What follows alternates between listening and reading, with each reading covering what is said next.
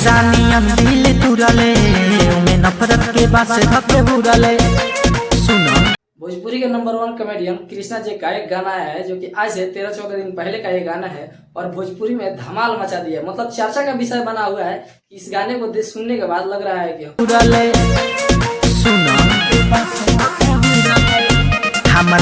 कोई sad song लाया और इतने बेहतरीन तरीके से गाए इस गाने को। जो सैड सॉन्ग है सुनने के बाद लग रहा है कि हाँ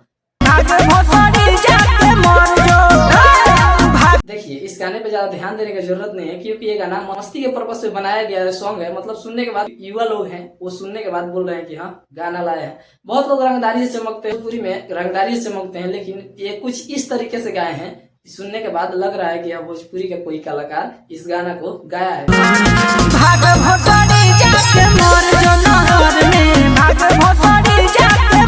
और इनका गाना आया था जो कि मनी मिराज के गाने पे था, उनके ट्रैक पे था, तब उनका गाना डिलीट करा दिया गया। वो भी भोजपुरी का बेहतरीन सॉन्ग था और ये आजकल सोशल मीडिया पर चर्चा का विषय बना हुआ है।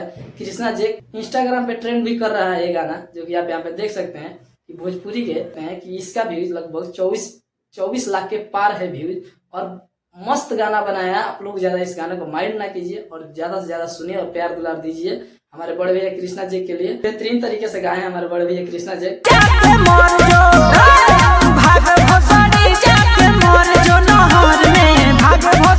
तो आप सबसे रिक्वेस्ट है कि इस गाने को सुनिए और बहुत सारा प्यार दुलार दीजिए। तब तक और वीडियो पसंद आया हो तो वीडियो को लाइक कर और चैनल को सब्सक्राइब कर दे क्योंकि ऐसा ही वीडियो मैं लाता रहता हूँ। हम आपसे दूसरे वीडियो में, तब तक के लिए जय हिंद जय भारत।